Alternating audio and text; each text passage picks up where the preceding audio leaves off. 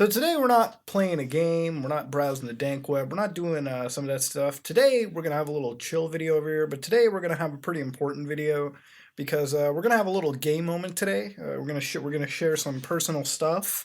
Not necessarily, super personal, but something regarding an issue that I've had with YouTube content creators and just a little issue with the whole relationship between the people that make videos and the people that watch the videos. Now, you all know how I feel about blocking comments and things like that and not being receptive to criticism on the site. It's fucking annoying. It leads to bad channels. It leads to a channel that you shouldn't even fucking bother watching in the first place. So today over here, as you can see, I'm talking about this the Angry Joe show. Wow, my Google Chrome fucking stopped upon showing it. God damn, that's a bad sign right there.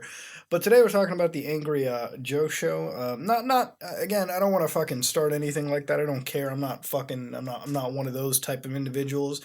But the reason I bring this channel up is because I used to watch this channel amongst many others of it at the time. See, when I was a younger individual, YouTube's landscape was pretty fucking barren.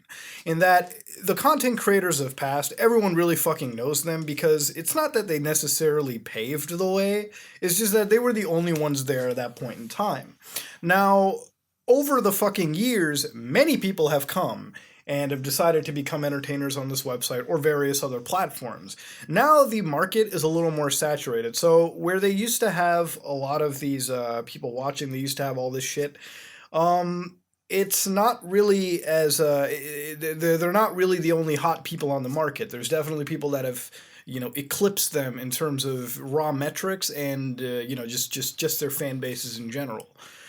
Hell, me as a fucking viewer in general, look at where we're at too. So we don't, this is not a small channel by any means too. So because of many of these content creators, they led to other content creators coming on the market, inspired from them. I'm not going to say that I'm sucking this guy's dick or anybody else's dick in particular, but it's because of these individuals that people like me and many others had come along too. I guess you could say we're like the fucking second or third wave, and there will be more people after us, and life will fucking go on. Now, the reason I'm bringing this up is because recently I've just completely dropped a lot of these channels that I used to watch off because they've lost focus on who they really are and what they're about and what they make.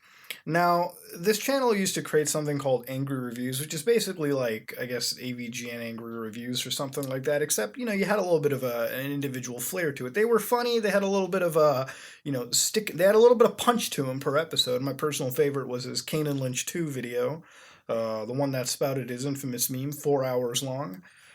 That game was fucking good. I don't give a shit, man. That game, I played a co-op with my cousin. That was an intense game all the way through. I will defend Kane and Lynch 2. Yeah, it was a piece of shit in other regards.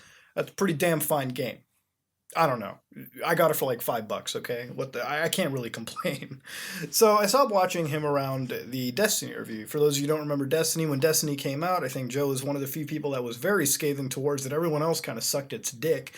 And I had to respect that. But as time had went on and on and on, we realized that we got less and less reviews and more of these videos right here. Now I'm going to scroll around through really quickly and tell you just what really has shifted. It's not that the reviews are gone, it's just that, look at this, a month ago, and then as you look more and more through really quickly, you have a movie review, which we'll get to in a second, and I think, the last game review that was actually done over here was, I think it was Friday the 13th. And then after that, some movie reviews have been done. Now, people who have actively been watching this channel have been pretty fucking pissed, notifying that the content that they initially had come for is not really there. Now me, I do creepypastas, deep web, and a bunch of other stuff. I've diversified myself to the point where, I have a fucking set amount of things to do, like a set series, but I can sort of explore and do everything else, and people have come to accept it. That's what I've branded myself as. This person got big off Angry Reviews, and that's what a majority of their content, viewers come for. Now, over the time, you have him basically responding to his fan base, trying to listen to the comment section, which I can definitely side with. I think it's important listening to the comment section. Sure, not all comments should be taken, but a grand majority of them, you should listen to them because they end up making your shit better. Now over here, this individual decided to go, or apparently is planned for a 2-month vacation in 2017.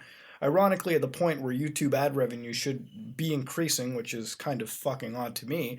You know, if YouTube is your job, I don't know. I think that would be an important aspect.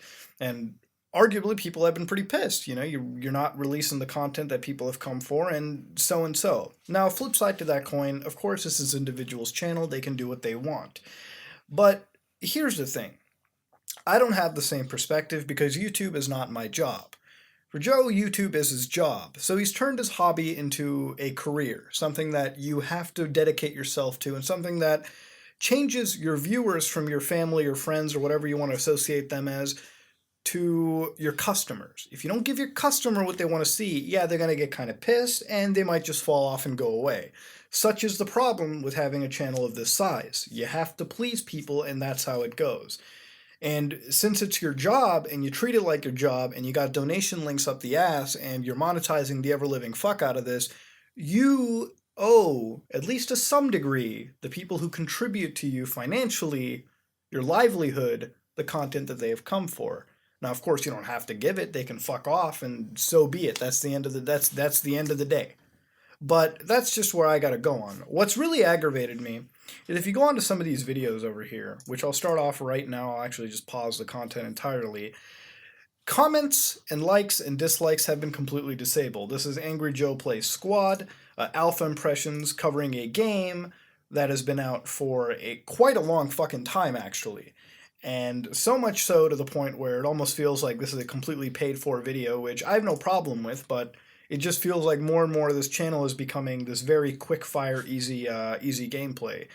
For example, right over here you got these episode reviews, you got these movie reviews, which are considerably easier than game reviews. And Joe has said this. You know, Joe has said it takes like, what, 60, 70 hours to write up a script and do an actual thing, to do a game review, which to me is bullshit in the sense that you overproduce the show to the point where it becomes a financial burden more so than ever. So if you cut back on that, release less of the skits, it would be a more cohesive. People would tune in more because there'd be less of the bullshit, less of the fluff, and more of an actual review, and it would be a better fucking show in my opinion.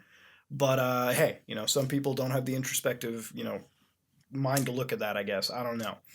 But instead of doing that, you go to the easier route and do movie reviews, which, again, take less time. All you do is watch a movie, you record yourself talking about it afterwards, cut it together, make it look nice, bam, package, there you go. And you can do these over and over again, and you can do these easily and quickly, and I guess at the end you get a net return of a fair amount of views out of this. Not as much as you would get on a game review, but if you're putting, like, no time into it, really, and you make, like, 4 or 5 of these, you basically equalize your output, like, threshold. You're good. Now, all that stuff, I know I've been tossing a lot of words at you and a lot of, you know, shit, and I know that I'm kind of going into tangents, but in my honest opinion, I find what's going on to be kind of fucking disrespectful. It almost feels like this is victimizing the viewers that watch. And I'm not saying the viewers are completely innocent. Viewers can be fucking assholes, don't get me wrong.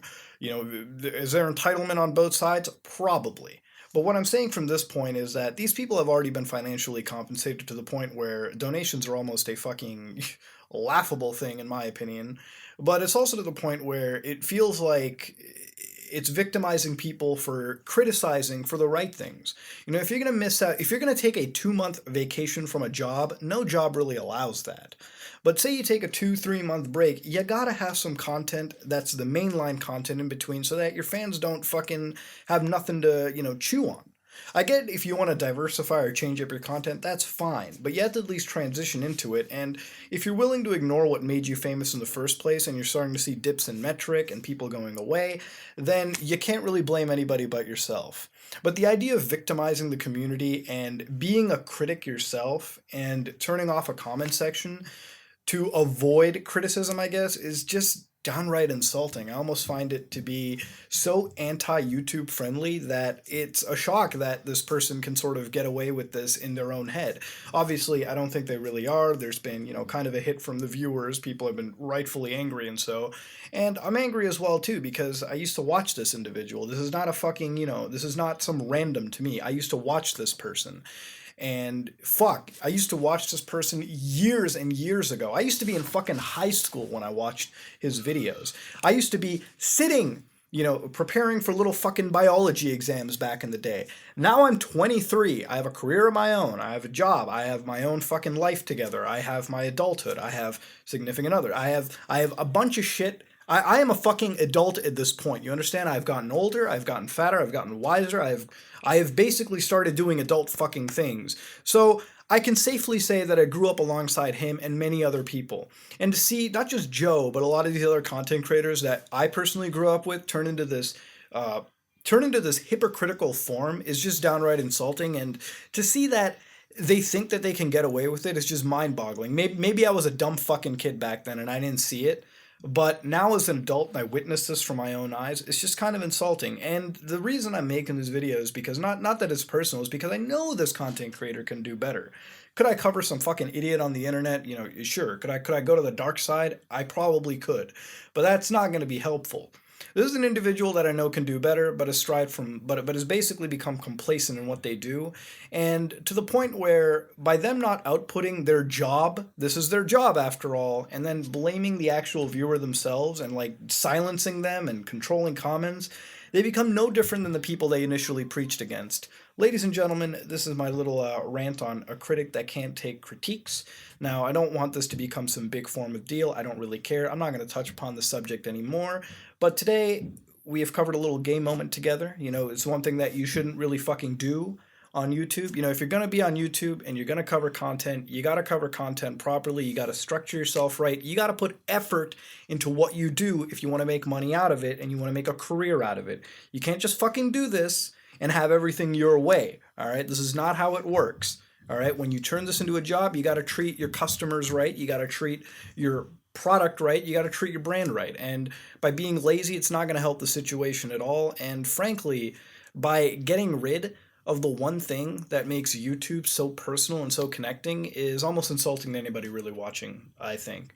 And I kind of had to get it off my chest. I sat back, watched, and it's one of those things that almost makes me never want to really upload a video on here because I share a site with people that are so against the idea of this content creation style that it's just mind-boggling to me. Ladies and gentlemen, if you like what you saw, please like, comment, and subscribe. Dislike if you dislike it. If you disagree with me at all, you know, if you have anything, let me know in the comment section below. Keep the comment section, please, civil, and don't spread this any more than this channel. I just had to get the stuff off my chest and have a little moment with all of you. This is me, Mutahar, and I am out.